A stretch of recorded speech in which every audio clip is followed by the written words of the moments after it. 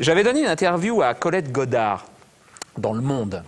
J'y parlais de mes parents en disant qu'ils avaient la pêche, alors que je suis peu dynamique. Ça a fait le tour du pays de Montbéliard. D'abord Le Monde, puis la grosseur de l'article et le fait qu'il y ait une photo. Le projet, c'était de raconter la vie de Lagarce, mais en fait, qu'il le fasse par lui-même. Voilà, il y a un très beau texte dans le journal où il explique qu'il ferait ça s'il reviendrait.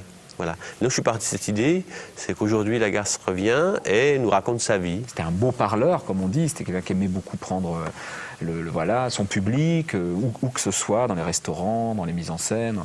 C'était quelqu'un qui était très volubile, très brillant, très drôle. Je m'exclame, je me crois où, à la Gay Pride, wow, il est drôlement bien roulé, hein.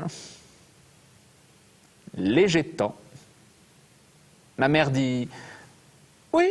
C'est essentiellement évoquer qu'est-ce que c'est que la vie d'un auteur, ses difficultés, voilà, où il trouve son inspiration. Débat public, ici, sur le thème culturel, quelle écriture contemporaine pour quel monde contemporain. Même dans les moments les plus noirs, même quand il descend, même quand il y a toujours un effet d'élégance ultime qui fait que il va finir par une pirouette, une chose un peu ironique, comme ça. Y a-t-il des questions ?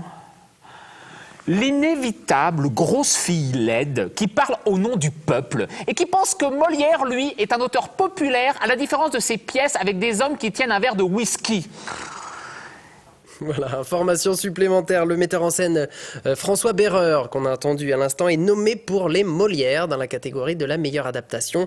L'ébauche d'un portrait, c'est donc à voir à la Maison de la Culture jusqu'à vendredi à 20h30.